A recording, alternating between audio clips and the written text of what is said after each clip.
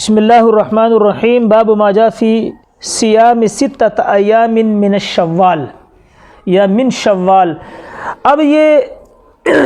پیچھے باب آ چکا تھا کہ آپ علیہ الصلوۃ والسلام نے فرمایا شہر عید لا ينقصان۔ وہاں پر ہم یہ عرض کر چکے تھے کہ اس کا جو بہترین مصداق ہے وہ یہ ہے کہ رمضان کے مہینہ اگر 29 کا ہو تب بھی پورے 30 روزوں کا ثواب ملتا ہے، اور اگر 30 کا ہو تب بھی 30 کا ثواب ملتا ہے،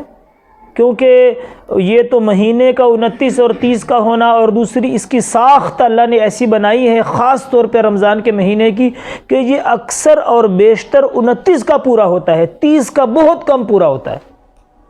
تو اب جس آدمی نے 30 روزے رمضان کے رکھے اور آپ علیہ الصلوۃ والسلام نے فرمایا، اور اس کے بعد اس نے ایام یہ جو عید کا پہلا دن 2 دن نکال کے یا 3 دن بھی نکال لے، چلو کھا پی لے، اس کے بعد آپ نے شوال کے 6 روزے رکھے تو 30 اور 6 36 روزے ہو گئے، اور سال کے 360 دن ہوتے ہیں،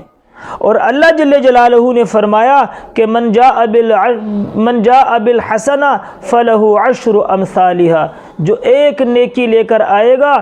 تو اللہ اس کو 10 نیکیوں کے برابر ثواب دیں گے۔ تو 36 کو 10 میں ضرب دے تو 360 بنتے ہیں۔ آپ نے فرمایا یہ بھی 100 میں دہر ہے،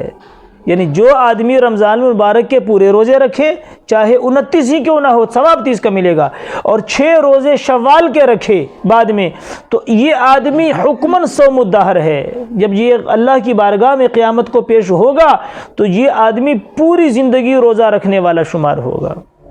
یا ایک صورت تو اللہ کے نبی نے یہ فرمائی۔ پھر عبداللہ بن مبارک رحمۃ اللہ علیہ کہتے ہیں کہ شوال کے روزے اگر ایک ایک کر کے رکھنا چاہے پھر بھی کوئی حرج نہیں، لیکن علماء کہتے ہیں کہ اگر عید کا 1-2 دن چھوڑ کے رکھے جائیں تو چونکہ اس وقت آدمی کا معدہ جو ہے وہ ایک برقرار ہو چکا ہوتا ہے اور عادت بھی بن چکی ہوتی ہے، تو علماء کہتے ہیں کہ اس کو عید کے 1 دن کے فوراً بعد رکھنے چاہیے، مسلسل جلدی سے رکھ لے، عادت بنی ہوتی ہے تو یہ ثواب حاصل ہو جاتا ہے۔ اور اگر آدمی کچھ دن کے بعد ایک ایک کر کے رکھے تو عمومی طور پہ پھر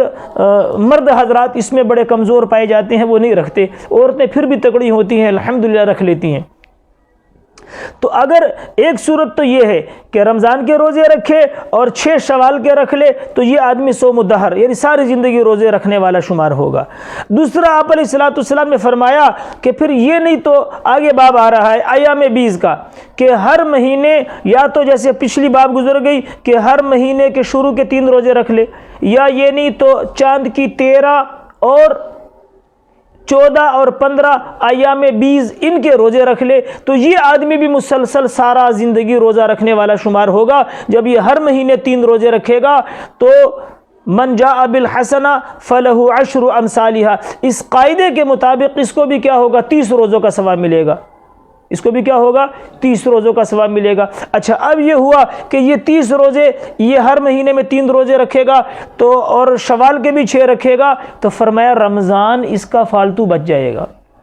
قیامت میں جب اللہ کی بارگاہ میں پیش ہوگا تو یہ ساری زندگی روزے رکھنے والا بھی ہوگا اور رمضان اس کا ایکسٹرا ہو جائے گا۔ اس کا ثواب تو آگے باب میں آ رہا ہے انشاءاللہ، وہاں پر باب فی فضل 100 میں بیان کریں گے، اس کا ثواب تو پھر بہت زیادہ ہے۔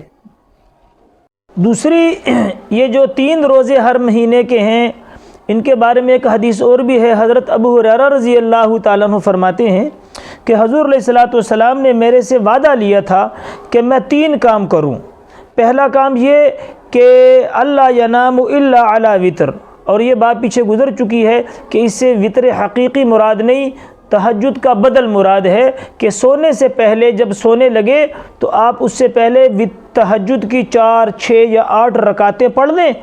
یہ تہجد کا بدل ہوگا۔ تو یہاں سے یہ مراد کہ ایک تو آپ یہ تہجد کا بدل پڑھ کے سویا کریں، اور دوسرا یہ اللہ کے نبی نے مجھ سے وعدہ لیا وصوم 3 ایام من کل شہر، کہ ہر مہینے میں کیا کروں میں 3 روزے رکھوں، وان اصلی ضحیٰ، اور چاشت کی نماز کا مجھے کہا کہ بھئی چاشت کی نماز بھی پڑھا کرو۔